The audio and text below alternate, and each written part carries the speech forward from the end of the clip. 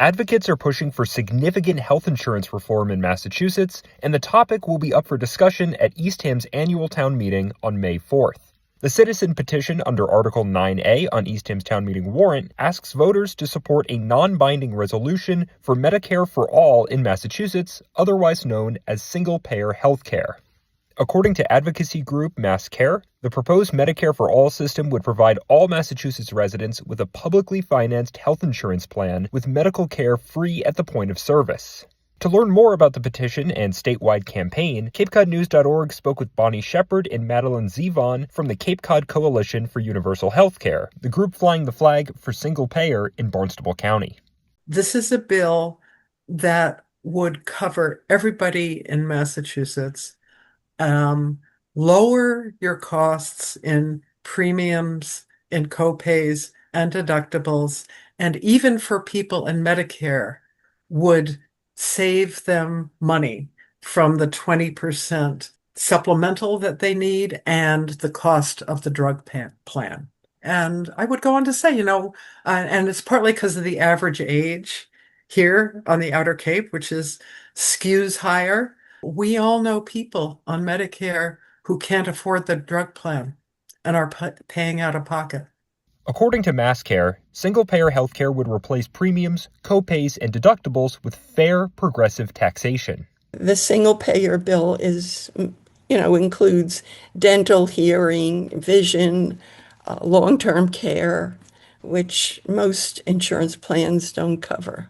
Eastham would be the third town on the Cape to support a non-binding petition for single-payer healthcare at town meeting. Wellfleet got the ball rolling back in 2024, and Brewster followed suit in 2025. Eastham voters will have their say on May 4th, but if their response to the petition is anything like it was in Brewster last year, the article will pass with ease.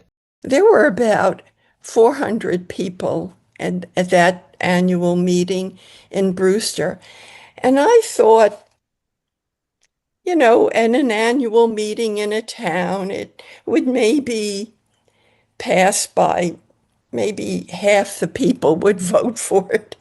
And,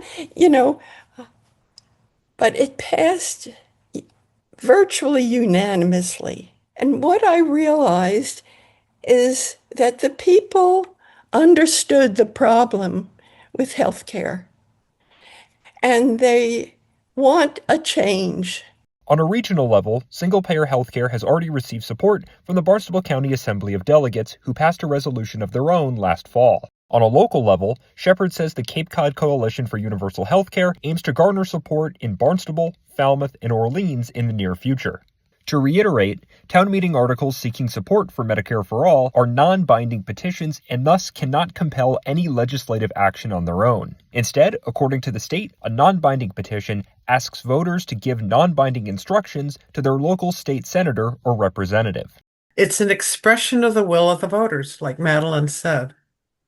And there is an instruction in the petition for the town officials or the select board or city council or whoever it is, to communicate that support to our representatives.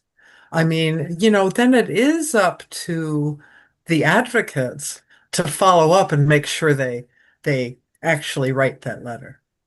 When advocating for single-payer healthcare, Shepard presents a two-pronged argument: human rights and cost savings. Starting with the latter, MassCare says the single-payer system would eliminate wasteful administrative costs and profit associated with the current healthcare industry. The advocacy group says single-payer has the capacity to decrease healthcare costs by over 30% and reduce overall healthcare spending in more than 98% of Massachusetts households.